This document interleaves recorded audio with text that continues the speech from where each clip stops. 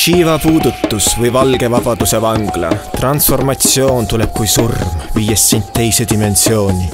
Omal ajal juhtub see hurm valge vabaduse vanglas.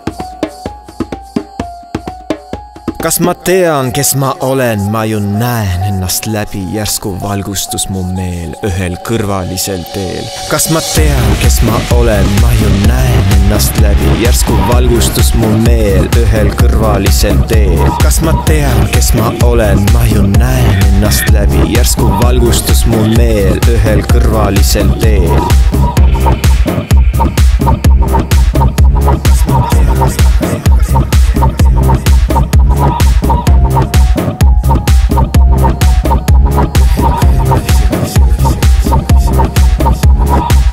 Päikesesüsteemi erandlikus õiguses, pidulikus pühalikus ühtsuses ei kuulu selles maailmas mitte kellelegi mitte midagi. Me kõik oleme vargad, asjatud hädaldajad, murelikud äraandjad, muule näoga suudrad, kes pöörduvad Jumala poole liiga hilja.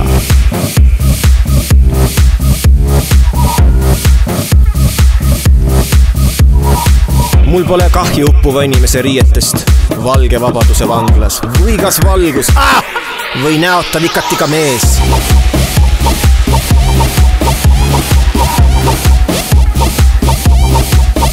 Kas ma tean, kes ma olen? Ma ju näen ennast läbi, järsku valgustus mu meel ühel kõrvalisel teel. Kas ma tean, kes ma olen? Ma ju näen ennast läbi, järsku valgustus mu meel ühel kõrvalisel teel.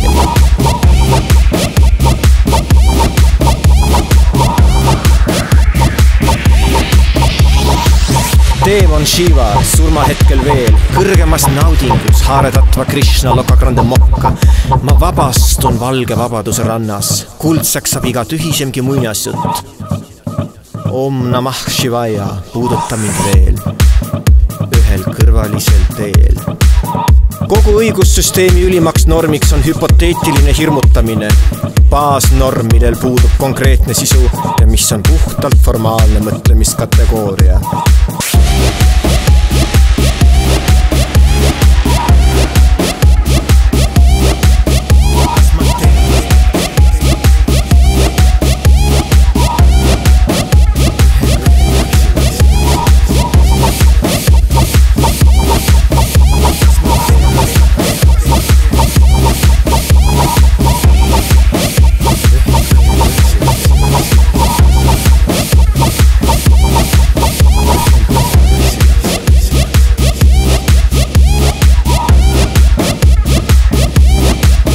Kas ma tean, kes ma olen? Ma ju näen ennast läbi, järsku valgustus mu meel ühel kõrvalisel teel. Kas ma tean, kes ma olen? Ma ju näen ennast läbi, järsku valgustus mu meel ühel kõrvalisel teel.